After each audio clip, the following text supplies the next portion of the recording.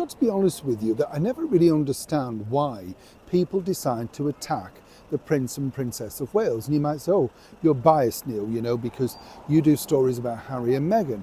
But what I would say is this. When you look at the Prince and Princess of Wales, they don't do major interviews. They're not always revealing things. They're not always trying to sell things. They really just do the job of what the royal family should be doing, which is great ambassadorial things. I mean, we saw, of course, the Prince and Princess of Wales literally, were going through a very difficult time knowing the fact that the Duchess of Kent had passed away, but they carried on with the royal duty. And then, of course, you get a lot of kickback about Catherine's new hair colour. And, people ask me, well, what do you think of it? Well, it's not for me to say, is it? If she's happy, then we're happy, Lots of people change their hair colour, their hairstyle. And according to a very good lady friend of mine, she said every woman once in a while wants to go blonde. It's a sort of rite of passage that they all try. Some it suits, she said, some it doesn't. Some stick with it, some don't. Of course, I think Catherine looks divine. I mean, genuinely looks divine. Personally, I like the fact when she has her hair up and there's all those wonderful tiaras and things. And whoever does her hair, I think it's Richard Ward. What a great guy. He can make that hair look good, can't he? Let's be honest, girls. Let's look at that and think, yeah. So it's not being biased. I just don't understand why you see headlines like this, particularly from this particular publication. Well, as ever, let me explain.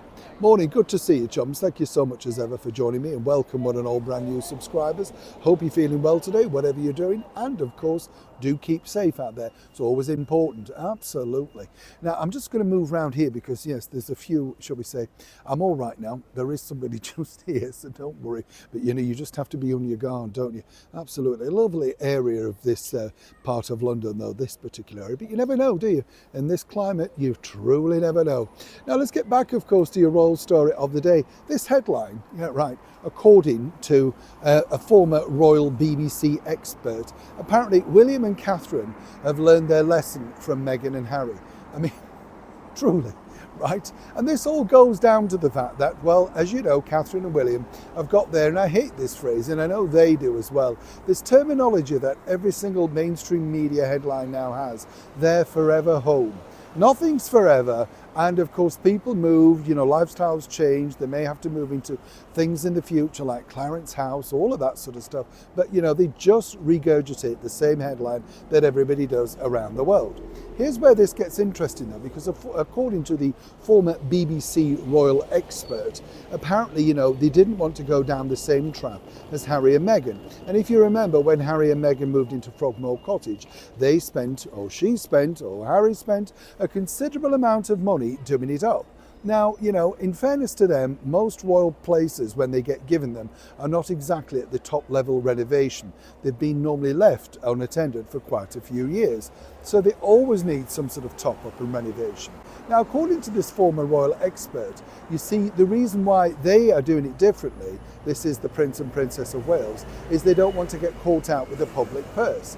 It's been very much documented that this is a private home, they're paying for it all themselves, they're doing the renovations themselves, so how on earth are they being caught out? You see how the story gets taken out of context. And also, in fairness and impartiality, according to the source, when Harry and Meghan departed Frogmore Cottage, they did then reimburse the Crown Estate for all the renovations that they did. But you see, it's just the slight dig of this particular publication. They always have to be on the attack of the Prince and Princess of Wales. Now, why is this? Well, one might suggest, of course, that suddenly one reporter at least has now a direct line with that particular couple. And there are more soft soapy things and more leniency, of course, towards them, and not real royals like the Prince and Princess of Wales, William and Catherine. But either way, the story, and when you think about it, this is from a so-called royal expert, is that, well, they've learned a lesson. I don't really think, in fairness, that the Prince of Wales and indeed Catherine, the Princess of Wales, could have learned anything from Harry and Meghan's disastrous move, Megxit departure, quitting royal life, whichever way. But it's amazing, isn't it, how those mainstream media things can be spun into a negative, all the while trying to pander to get what they consider even more exclusives. As ever, this is a developing story. When I know more, you'll know more. Neil Sean in the very heart of London.